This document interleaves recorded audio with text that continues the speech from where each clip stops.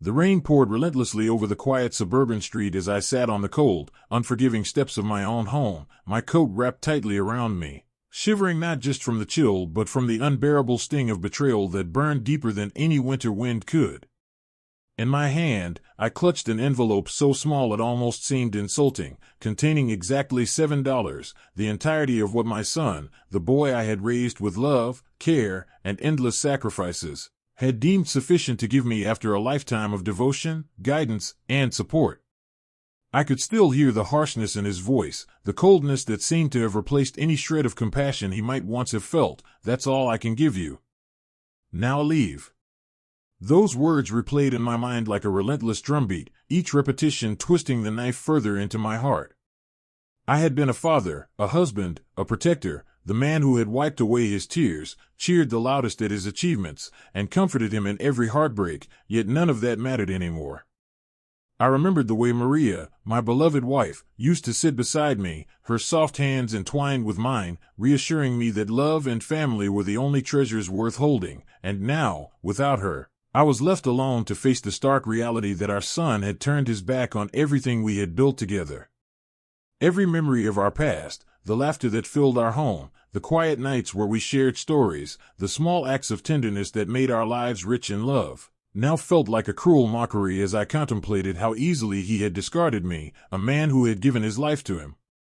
I walked aimlessly through the rain-soaked streets, each step heavy, my heart heavier, thinking about the life we had shared, the sacrifices I had made so he could have opportunities one never had, and the love I had poured into his very being, only to be repaid with indifference and a paltry sum that barely covered a loaf of bread. That night, huddled under the dim awning of a closed cafe, I pulled Maria's old card from my wallet, the plastic rectangle worn at the edges, a relic of her careful planning and foresight, something she had always said would be our secret safety net for the future. For months, I had left it untouched, respecting her wishes, but now, with no roof over my head, no support from the person I had loved most after her, and barely enough money to survive, desperation began to gnaw at me like a hungry animal. I thought of the times Maria had saved quietly, the funds she had tucked away, the plans she had made that I had barely understood at the time, and I realized that perhaps she had always known that one day, her love and foresight might have to protect me in ways we could never imagine. I felt a flicker of determination ignite inside me, a small spark of rebellion against the injustice of being cast aside by my own blood. And for the first time since the fateful morning when he threw me out with $7 measly, I felt a sense of clarity amidst the storm of hurt. I would survive. I would find a way to reclaim some measure of dignity, to remind him that the man he had discarded was not as powerless as he had assumed.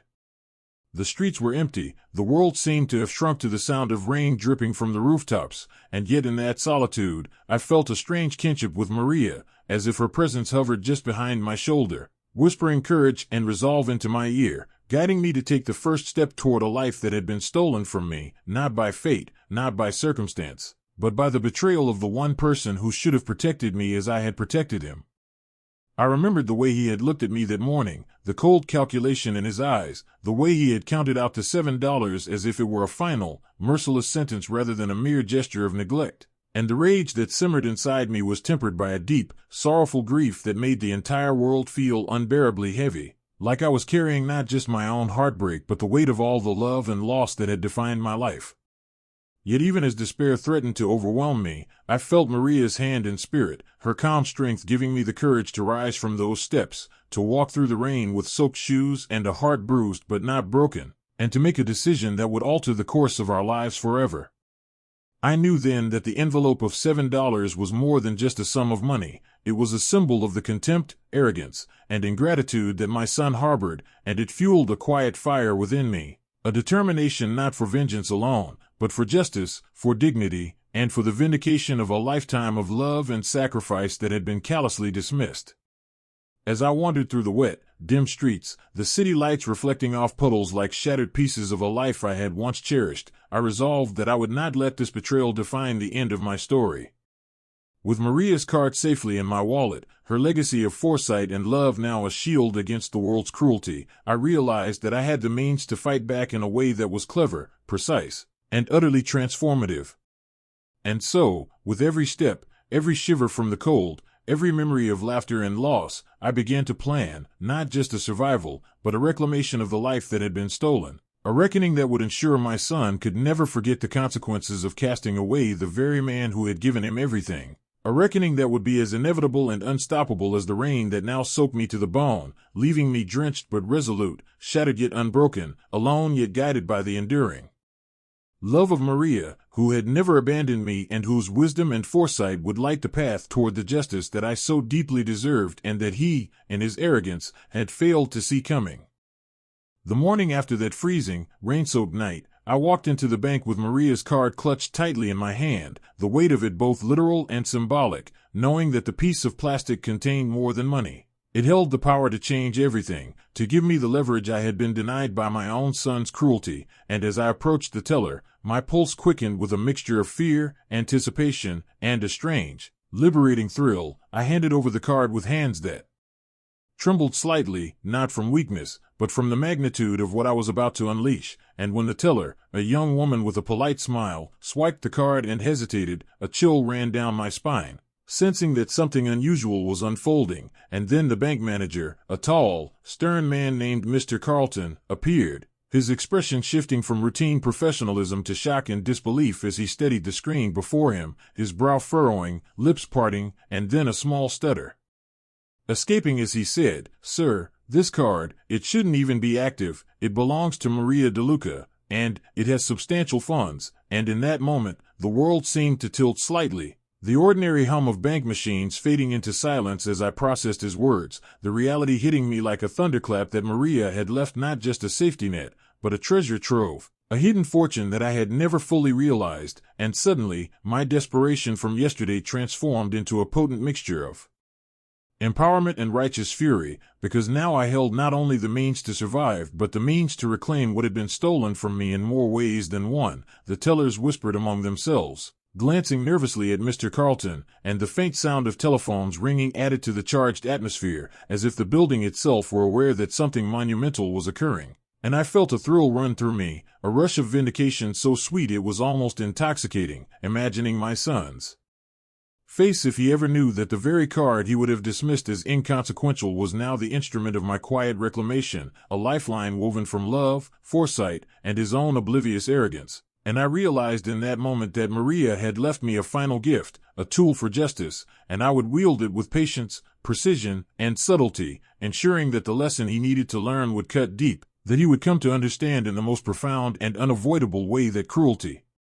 and entitlement carry consequences. As Mr. Carlton fumbled with the terminal, calling quietly into the back office and muttering words I barely caught, mentioning suspicious activity and authority notification, I kept my face calm, a neutral mask hiding the storm of satisfaction and strategy building in my mind, because the chaos that had erupted around me was exactly the proof I needed that I was no longer powerless, that the tables had turned in a manner so deliciously ironic it almost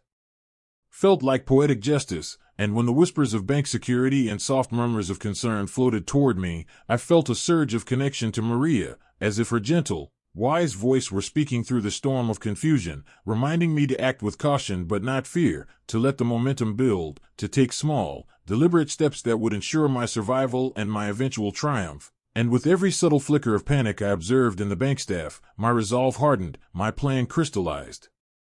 in a way that was both thrilling and terrifying, because I was no longer simply a victim of my son's betrayal, I was becoming an agent of reckoning, guided by the enduring love of the woman who had never abandoned me and whose careful planning had shielded me even in death, and the realization of my own agency filled me with a quiet fire, a steady, smoldering determination that I would not squander this chance, that I would turn this moment of desperation into a moment of power, patience, and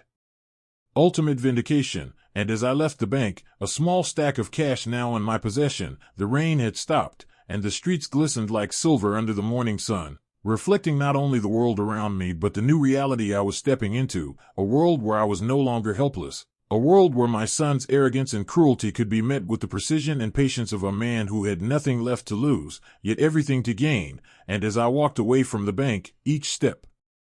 echoing on the wet pavement, I felt the shift within me, a transformation from grief-stricken father abandoned with $7 into a man armed with knowledge, strategy, and the protective legacy of Maria's foresight, and I knew in my bones that the first move had been made, that the ripples of my actions would grow steadily, invisibly at first, until the eventual confrontation, when my son would come face to face with the consequences of his choices, the reality of what betrayal costs, and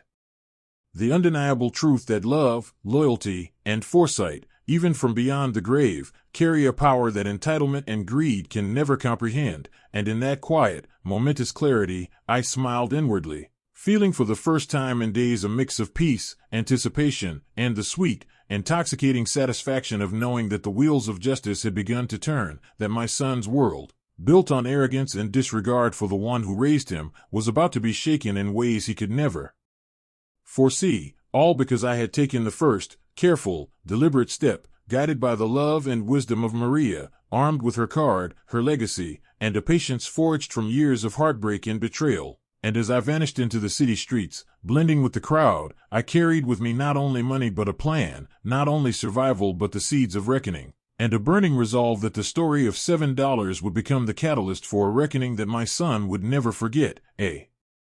reckoning that would remind him that no act of cruelty, no act of betrayal, no arrogance built upon the bones of those who loved him could remain unchallenged when the heart of a man and the legacy of a woman united in quiet, unstoppable determination.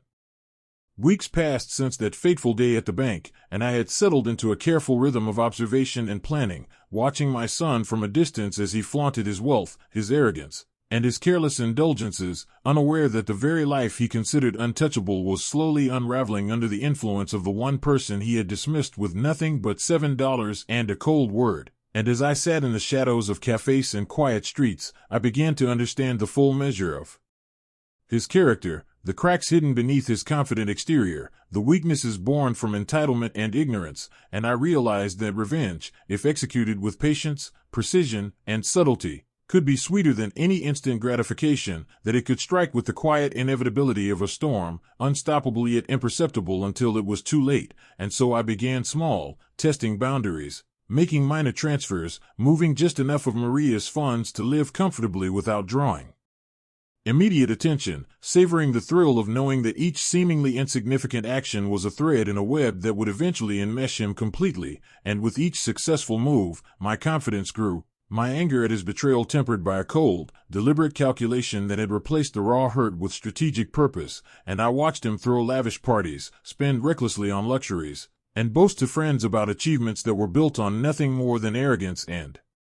inherited privilege, never suspecting that the quiet, patient figure he had discarded was now orchestrating his downfall from the shadows, and the irony of it brought a small, almost imperceptible smile to my lips, because the man who had once callously cast me out was now at the mercy of forces he could not see, forces guided by love, memory, and the hidden hand of Maria, whose foresight had equipped me for this exact moment, and every late-night phone call from worried accountants, every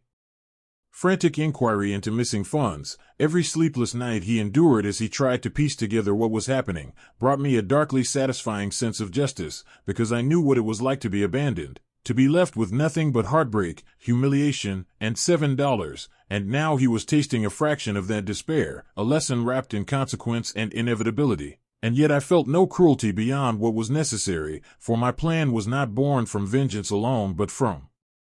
the desire to awaken understanding, to make him comprehend the gravity of his choices, the depth of the wounds he had inflicted, and the value of love, respect, and humility. And as I continued to maneuver quietly, shifting funds strategically, acquiring information subtly, and observing his reactions through carefully placed intermediaries and casual inquiries, I became increasingly aware of the intricate tapestry of his life, how each decision, each arrogant display, each dismissal of those who had truly cared for him had left a mark, a vulnerability that only patience and careful planning could exploit, and I reveled in the power of that knowledge, and the realization that I was no longer powerless, that Maria's legacy had transformed me into something more than a father wronged, that I was now a force of reckoning, precise and unstoppable, yet patient and silent, like a shadow moving in daylight, unnoticed yet ever present, and I began to imagine the moment when he would finally face the consequences of his actions, the moment when he would have to confront the reality that life is never so kind as to allow arrogance and cruelty to remain unchallenged. That even a child's betrayal cannot go unanswered when the heart of a parent and the wisdom of a wife combine in careful orchestration, and each day I watched him, I noted his routines, his vulnerabilities, his prideful habits, cataloging every detail for the ultimate confrontation that I knew would arrive inevitably. Because every empire built on ignorance and entitlement eventually cracks under the weight of truth, and I understood that I was simply the instrument through which that truth would manifest, guided by love, loss, and the quiet, enduring force of Maria's foresight, and the more I saw him flounder in confusion and panic over missing funds, the more my resolve solidified, not in hatred, but in the conviction that justice, when executed with patience and intelligence, could be as sweet as it was inevitable, and I began to test the limits, watching him scramble, listening to whispered conversations, noting the anxieties that never existed before, and each ripple of panic, each moment of uncertainty. Each night he spent awake wondering what was happening, filled me with a strange combination of sorrow, triumph, and anticipation, because this was the lesson he needed, the reckoning he had ignored when he had cast me aside, and I knew that by the time it fully reached him, he would be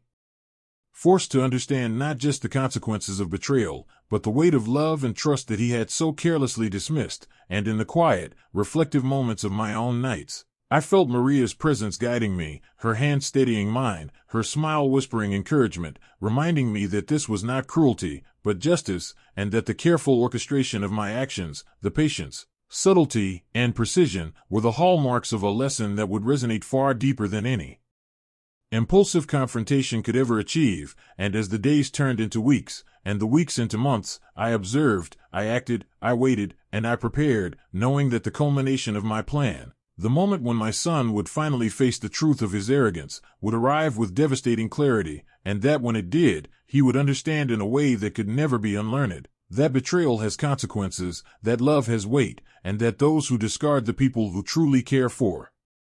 them do so at their own peril, and in that awareness, I found not only satisfaction but peace, because my actions were guided by purpose, intelligence, and love, not impulsive anger, and I knew that when the moment came, the reckoning would be complete, precise, and unforgettable, and that in the quiet victory of that day, Maria's legacy would shine brightest of all, a testament to foresight, love, and the enduring power of the bonds we honor even after death.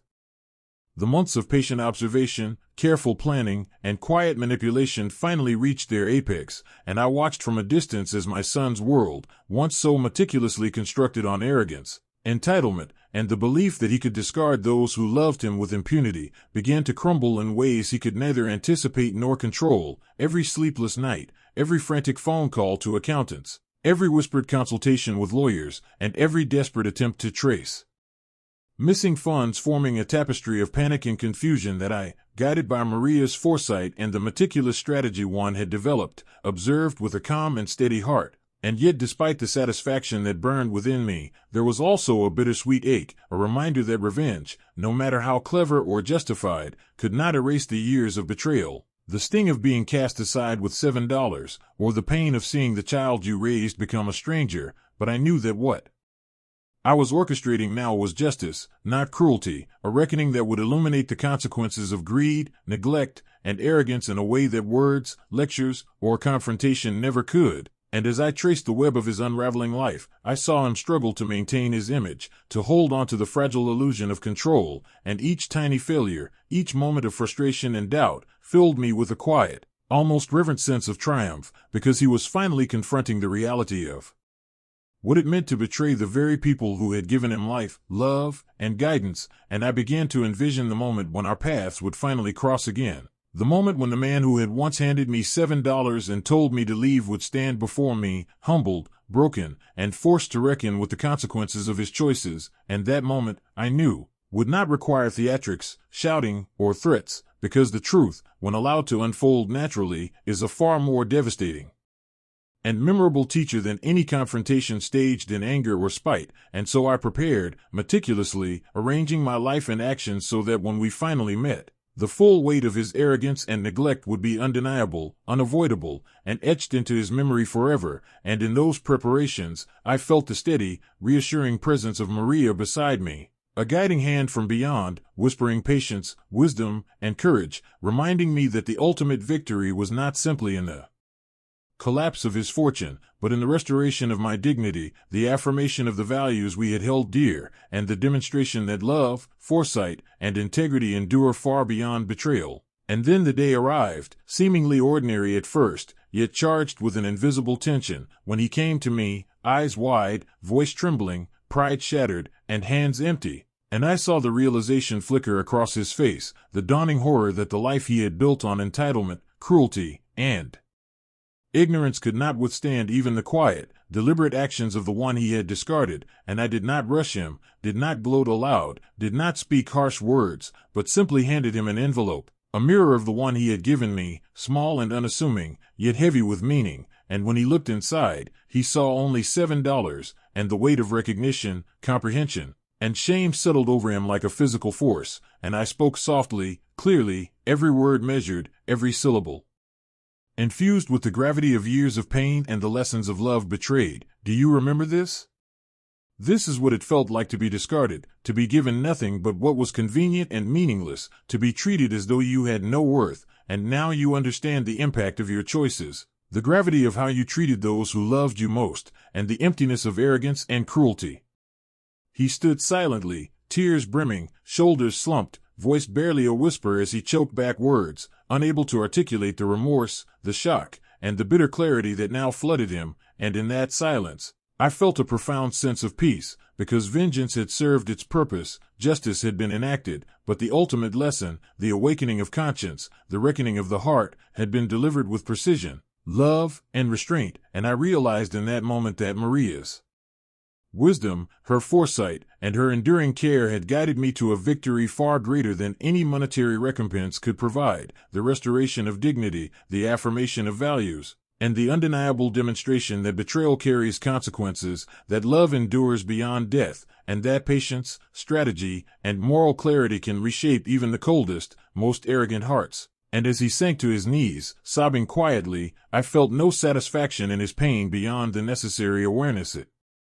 brought, for my triumph was measured not in suffering inflicted, but in truth revealed, in understanding awakened, and in the restoration of justice that had been denied for too long. And when he finally looked up, eyes wet but now seeing clearly, I knew the lesson had been etched into his soul, permanent and irreversible, and I walked away slowly, steadily, leaving him to reflect, to grieve, and to learn from the very consequences he had created. And as I stepped into the sunlight outside, feeling the warmth on my face, the world seemed lighter, freer, and infused with a sense of completion and serenity that I had not known since the morning I was thrown out with $7, and in that moment, I understood that true revenge had been unnecessary, that the mere alignment of truth, consequence, and moral balance had sufficed, and I felt Maria's presence, gentle, proud, and eternal, guiding me onward, whispering that justice, patience, and love prevail even after the deepest betrayals, and I knew that while my son would carry the memory of his mistakes forever, I would carry the peace of restored dignity, the satisfaction of a legacy honored, and the quiet, enduring knowledge that even in betrayal, life offers resolution, redemption, and the sweetest, most profound victories are those guided not by anger, but by love, patience, and moral clarity. And with that realization, I turned away, ready to embrace the life ahead, forever changed, forever vindicated, and forever accompanied by the unwavering love of Maria, whose foresight had made all of this possible, and whose presence remained the quiet, unshakable force behind every step I would take from that day forward.